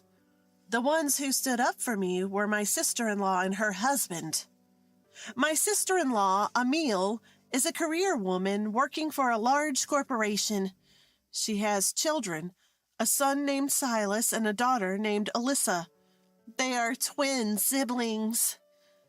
Emile's husband, who is my brother-in-law, Bobby, is a kind and gentle person. Emile and my husband, Marcus, are siblings with a 6-year age difference, and their personalities are polar opposites. Unlike the introverted Marcus, Emile is decisive and caring. That's why she's trusted and promoted at work. Marcus is jealous of his sister's situation. So when he gets tired of belittling me, he insults Bobby. Well, I get why my sister has to work hard. If Bobby is jobless, she has to work to make ends meet. Even when subjected to such childish sarcasm, Bobby doesn't react. I'm a stay-at-home dad, you know. Even when Bobby responds cheerfully, Marcus continues his tirade. Being a stay-at-home dad is pathetic. Even the incompetent Mina could do that. Just when I was about to speak up, wondering how much more he could belittle people. Marcus, if you say any more, I won't forgive you. Emil glares at Marcus with a stern face. Our in-laws intervene and the situation is diffused. After that, Emil called me aside to apologize. I'm sorry Marcus's words hurt you. It's not so much that they hurt, more like they're shocking. While Emil and I were talking, Bobby came over. Mina, come over sometime, just you. The kids want to play with you. As Bobby smiled, Silas and Alyssa, who were playing outside, came running over. Both hugged me and acted affectionate. Mina, come to our house next time. Alone. We'll be waiting for you. You have to come. Marcus's hurtful words had been tormenting me, but my in-laws and Emil's family were kind to me. My in-laws advised Marcus not to rush things, but it was in vain. Once Marcus found out we couldn't have children, he emotionally distanced himself from me. Even after learning about my infertility, my in-laws didn't blame me. Living happily as a couple is also a good life. They tried to console Marcus, but it had no effect. Happy with someone useless? What a waste of time. I had been constantly berated by Marcus for ruining his life. Exhausted from infertility treatment and ignored even when work was tough. I was concerned about my pale face. At work, my colleague, Mr. Johnson, a young employee I had mentored, said, Mina, you look really unwell. The boss and everyone are worried. I'm sorry. I might just be tired. Really, I'm sorry. I felt pathetic for causing concern even at work. I couldn't have children, was called incompetent by my husband, and had no one to talk to. Consulting Emil and Bobby would only deepen their rift with Marcus. I felt utterly cornered, manipulated by Marcus's ideals. Mr. Johnson, who had been watching my condition, sighed. You haven't done anything wrong, Mina, so please don't apologize. He told me not to think everything was my fault. I won't pry into your family matters, but bottling it up is also a problem. Thank you. Hearing that makes me feel better. Mr. Johnson, my colleagues and my boss were all concerned about me. When I looked down, my boss would cheer me up with a funny story, and colleagues would give me snacks. I felt warmly treated. Marcus may call me low-paid, but I loved my workplace. Time passed in this state, and when I turned 30, something happened. Emil was transferred for work. She was appointed as the branch manager for a 2-year term. Emil and her family, who had always been kind to me, were moving far away. I wouldn't be able to see the adorable Silas and Alyssa anymore. My in-laws were so sad about their reliable eldest daughter's transfer. When the transfer was decided, I helped Emil's family move. Marcus didn't even show his face, even though it was a weekend. While I was carrying heavy boxes, Emil said, Mina, that's heavy. Don't overdo it. Saying that, Emil helped me carry the boxes. Then she brought up Marcus. I hate to say this, but let me. I really dislike Marcus. I can't accept him even as my younger brother. Despite being 6 years apart, She seemed to dislike his selfishness and his imposing of his ideals. Bobby had been ignoring Marcus's sarcastic comments. It wasn't so much that he disliked Marcus. He seemed to look down on him. My nephew and niece, Silas and Alyssa, really don't like Marcus either. Their smiles vanish whenever he's around. Marcus, thinking he's the cool uncle, is totally mistaken. The smart twins, Silas and Alyssa, understand that I'm suffering because of Marcus. Mina, are you okay? Don't listen to what he says. We don't care about him, but we worry about you, Mina. Marcus is so disliked that even the kids refer to him as that guy.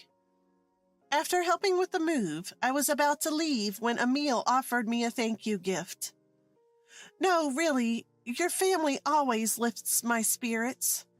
As I tried to decline, Bobby smiled. Your help made the move go smoothly. Please accept this as a token of our appreciation. Unable to refuse their kindness, I accepted the gift, which was a gift card, not cash. I also joined them for dinner at the insistence of Silas and Alyssa before heading home.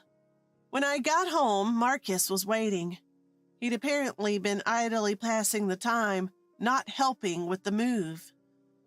As I was about to take a shower and go to bed, Marcus asked, You're liked by Silas and Alyssa, aren't you? I'm certainly liked by them 100 times more than Marcus. Frowning, I listened as Marcus said something unbelievable. Even someone useless like you can raise kids. Let's adopt Silas or Alyssa. They have 2 kids. They can spare one. Marcus laughed. Are you serious? If you are, I despise you. There's no way Emil and Bobby would agree. More importantly, the twins would never want to live with an uncle they dislike. My attempts to talk sense into Marcus were futile. He fantasized about a world convenient for him and even suggested we move to where Emil and Bobby were relocating. There are plenty of companies in the countryside that would want someone like me. Stop it! Don't drag others into your delusional dreams. I couldn't hold back anymore, and we argued. Then Marcus dropped the bomb. We're moving to where my sister is relocating. If you don't like it, leave. At that moment, my anger exploded. Fine, I'll leave. I realized I couldn't live with this man any longer. I quickly packed my bags and left Marcus.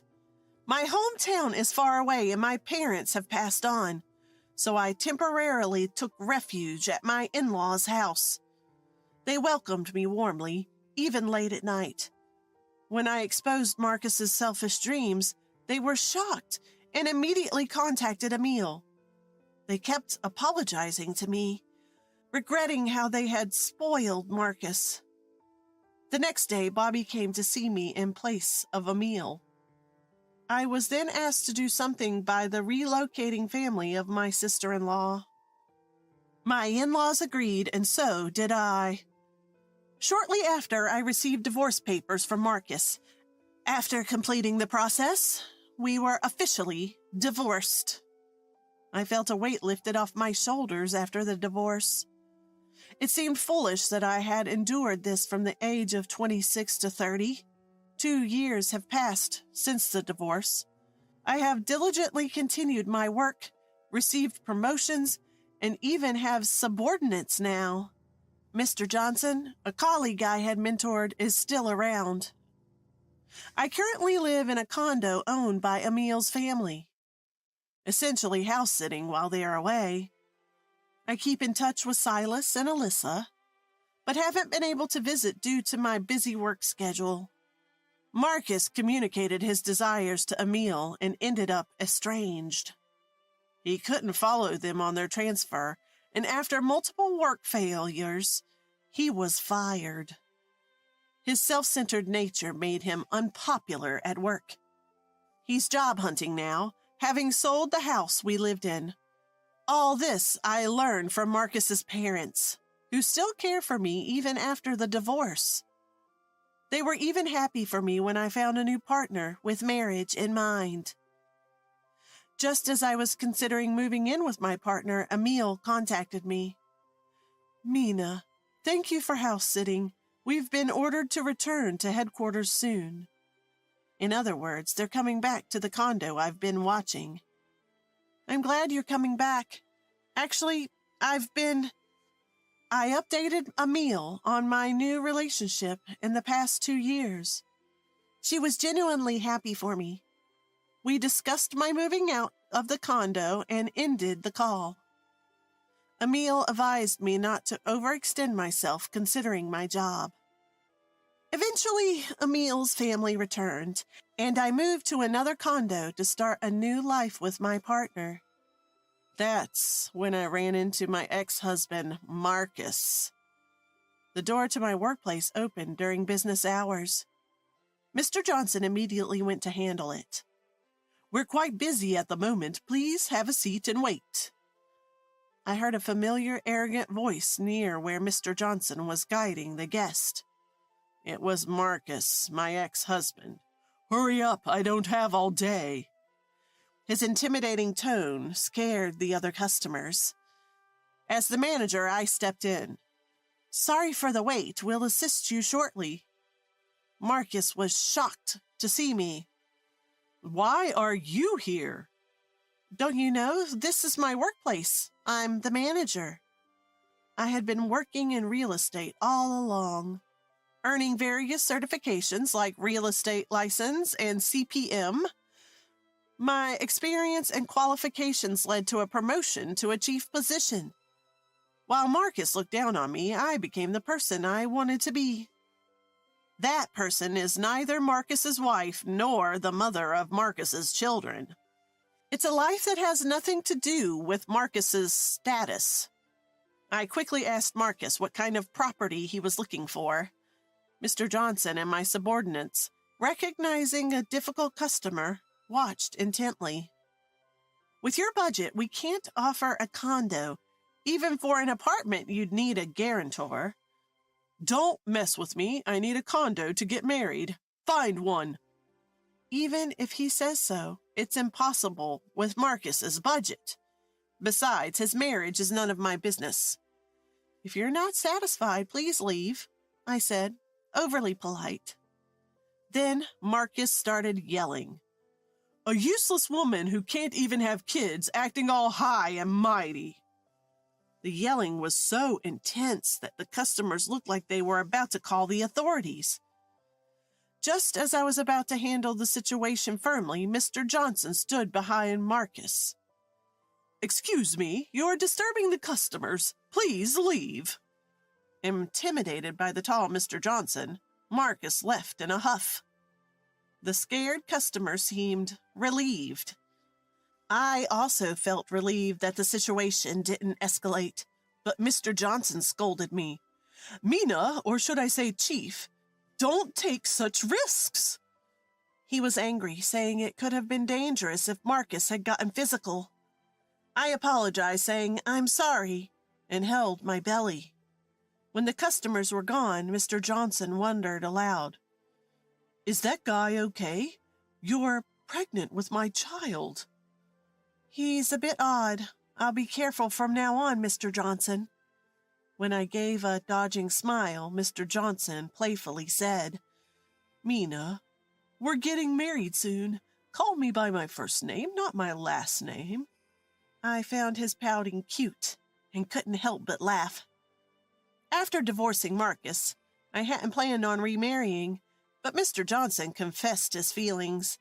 He had liked me since he joined the company and waited to confess until after my divorce. 1 year after the divorce, he told me his feelings. He's a man who cared for me all the while I was suffering with Marcus.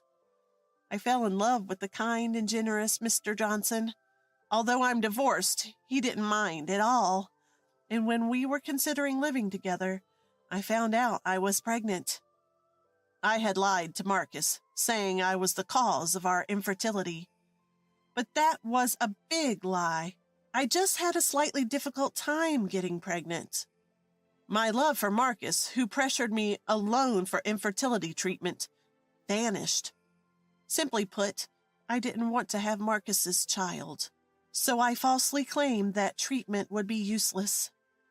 Luckily, Marcus didn't look closely at the test records. I'm not interested in becoming a status symbol for Marcus. Fortunately, I'm having a child with Mr. Johnson, who always cared for me. Emile fully supported my decision when I told her the truth. So I married Mr. Johnson and had a healthy baby boy. I'm happy building a new family. Marcus, on the other hand, is living at his parents' home, unable to find a property. He was shocked to learn I had a child, a revelation made by Emile. He's still unemployed and blames everyone for ruining his dreams. Emile tried to knock some sense into him, saying, "Reflect on yourself. A family isn't about status." But Marcus remains jobless. He came to demand compensation for my false infertility claim, but was kicked out by Mr. Johnson. "If you cause any more trouble, we'll call the authorities." "Give me the compensation," Marcus yelled. I firmly told him, "You know, I did have some difficulty getting pregnant, but 90% of the problem was you. Want to see the medical certificate?" Marcus had never looked at the medical certificate, assuming he was fine. Even the obstetrician said the problem was more with Marcus than with me. Upon checking the medical certificate, Marcus broke down, claiming it was a hoax. When I told him it was a legitimate medical certificate, not a fake, he cried even more. I was annoyed, thinking my baby would wake up. I even considered suing him for the emotional harassment he was causing me. But Mr. Johnson calmly talked Marcus down, who was crying like a child. "You've made Mina suffer way more than this. If you want to cry, do it in your own bed." After that incident, Marcus never showed up in front of me again. When my former parents-in-law found out Marcus wasn't working and even tried to sue me, they were furious. Marcus became estranged from both his parents and Emile's family, and eventually stole money from his parents and disappeared. Everyone from his parents to his older sister said it was good he was gone. Around that time, Emile's family came to visit and met my baby. Silas and Alyssa took turns holding my child. Bobby and Mr. Johnson were chatting amicably. Emile lamented Marcus's foolishness. "He's always been paranoid, but he really is the worst younger brother. He'd oppress others just to achieve his own dreams. Even if he had a family, it would be a sham." While we were talking about Marcus, Silas and Alyssa came over. "He made fun of Dad. I hate him. Dad is kind and awesome. Yeah, Dad has lots of stock certificates. He's rich." Apparently, Bobby was making money through stock trading while being a stay-at-home dad. Marcus didn't know that. I was surprised to hear it for the first time, too. Mr. Johnson, holding our child, laughed warmly. "Silas and Alyssa, please be friends with this little one." At Mr. Johnson's request, Silas and Alyssa nodded in agreement. Though we're not relatives anymore, I was happy to be close to Emile's family. Just as I was thinking I'd like to continue being close, Silas and Alyssa asked Mr. Johnson a question. "What's your first name, Mr. Johnson?" "Mina calls you Mr. Johnson, too. Don't you have a first name?" Faced with the twins' serious question, Mr. Johnson looked at me and answered with a smile. "Actually, my name is Marcus, too. Never thought it would be the same as Mina's ex-husband," he said with a wry smile. I felt a bit guilty for never having considered this. As I was about to promise to call him by his name, Silas and Alyssa clapped their hands. "If you're interested in someone just like him, give him a nickname. If you don't like having the same name as him, we'll give you a cute nickname." Silas and Alyssa thought for a moment and wrote down a nickname for Mr. Johnson. The nickname the twins gave my husband was Marquis. It was a bit unusual, but Mr. Johnson became Marquis. As Emil and Bobby smiled, I thought to myself, I'll call him Mark, a name that only I will use. I called out to Mr. Johnson, who was being adored by Silas and Alyssa. Mark! From now on, I'll call you Mark. Our child, watching our smiling faces, grinned happily.